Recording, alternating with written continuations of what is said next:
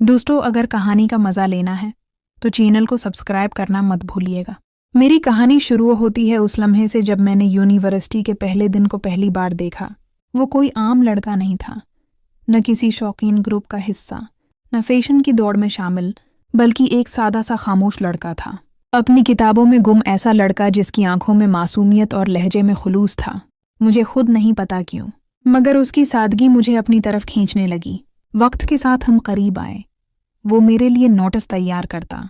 जब मैं असाइनमेंट्स में फंस जाती तो वो हर कदम पर मेरा साथ देता। वो हमेशा मेरे लिए वक्त निकालता, मेरी बातों को खामोशी से सुनता और मेरे बगैर भी मुझ में जीता था। एक दिन जब हम यूनिवर्सिटी के लॉन में बैठे थे, उसने मेरा हाथ थामा और कहा, नूर, मैं तुम्हारे बगैर अधूरा हूँ। क्या तुम हमेशा मेरे साथ रहोगी? उसकी आंखों में जो सच्चाई थी वो लफ्ज़ों से परे थी और मैंने हाँ कह दिया। वो खुशी जो उसके चेहरे पर झलक रही थी, उस दिन मुझे लगा कि मैं वाकई किसी के लिए ख़ास हूँ।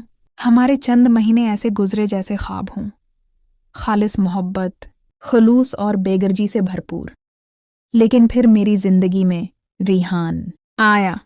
वो जिनका बिल्कुल बराकस था, खुश मिजाज, चालाक, हर महफिल की जान, अपनी बातों और अंदाज से हर दिल में जगह बनाने वाला। शुरू में सिर्फ यूनिवर्सिटी की चंद मुलाकातें थीं, मगर उसकी बातों में एक चमक थी, एक कशिश थी जो मुझे खींचने लगी। मैंने खुद को दो मुख्तलिफ दुनियाओं में बंटता हुआ महसूस किया। एक तरफ जिनका सुकून, उसकी परवाह, वो खालिस सा रिश्ता, और दूसरी तरफ रिहान की रोशनी, शौक और हंसी का एक तूफान। आहिस्ता आहिस्ता मैंने ज़हन से नज़रें चराकर रिहान के साथ वक्त गुजारना शुरू कर दिया। रिहान के साथ ज़िंदगी जैसे एक फिल्मी सीन लगती थी। हंसी, मज़ाक, कैफ़े, पार्टी और वो हर लम्हा जिसमें रंग होते थे। चीन को मेरी बदलती हुई तवज्जो महसूस होने लगी। वो अक्सर पूछता, नूर सब ठीक है ना? और मैं हमेशा बहाने बनाकर बात टाल देती। एक दिन वो लम्हा आ गया जिसका मुझे डर था। लाइब्रेरी के बाहर ज़ीन ने मुझे और रिहान को साथ देखा।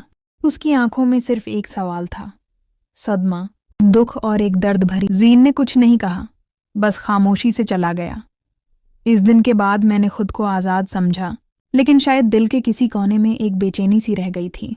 मैंने खुद को समझाया कि जो फैसला मैंने किया वो दरस्त था क्योंकि रिहान के साथ हर दिन नया लगता था। लेकिन वक्त के साथ वो खुशियों का तूफान भी थम गया। रिहान की बातों में पहले जैसी गर्मजोशी नहीं रही। इसके पैगामात कम होने लगे। वो मुलाकातों से कतराने लगा और एक दिन उसने सीधे अल्फाज में कहा, नूर, हम एक दूसरे के लिए नहीं बने। बेहतर है कि हम अपने रास्ते अलग कर लें। बस वो लम्हा था जब मेरी पूरी दुनिया बिखर गई। मुझे जीन याद आया, वो लम्हात जिनमें वफा थी, वो खामोशी जिसमें मोहब्बत छिपी थी, वो पल जो मैंने कभी कशिश के हाथों कुर्बान कर दिए थे। अब जब मैं यूनिवर्सिटी के इसी लॉन में बैठती हूँ जहाँ कभी जीन के साथ बैठा करती थी, तो इसकी खामोश मुस्कुराहट आंखों के सामने आ जाती है। मैं सोचती हूँ कि मैंने एक ऐसे इंसान का दिल तोड़ा जो मेरे लिए सब कुछ छोड़ने को तैयार था। आज जब कोई मुझसे मोहब्बत के मानी पूछे तो मैं कहती हूँ, मोहब्बत वो नहीं जो चमकदार हो, बल्कि वो है जो खामोशी से आपको संभाले, आपके ख्वाबों को समझे और बगैर कुछ कहे आपके लिए हर इम्तिहान दे। काश वक्त को पीछे मोड़ सकती, जिंदगी के पास जाकर बस इतना कह सकती, मुझे माफ़ कर दो, मैंने तुम जैसे इंसान को पहचानने में देर कर दी। लेकिन वक्त गुजरता है, ज़ख्म रह जाते हैं और कुछ पछतावे उम्र भर साथ चलते हैं। आज मैं इस बात की जिंदा मिसाल हूँ कि जो धोखा देता है वो आखिर में हमेशा पछताता है, क्योंकि सच्चाई, खुलूस और वफा को खोना ऐसा नुकसान है जो वक्त भी पूरा नहीं कर सकता।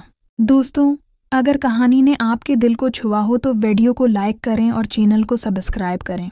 सब्सक्राइब करना मत भूलें। शुक्रिया।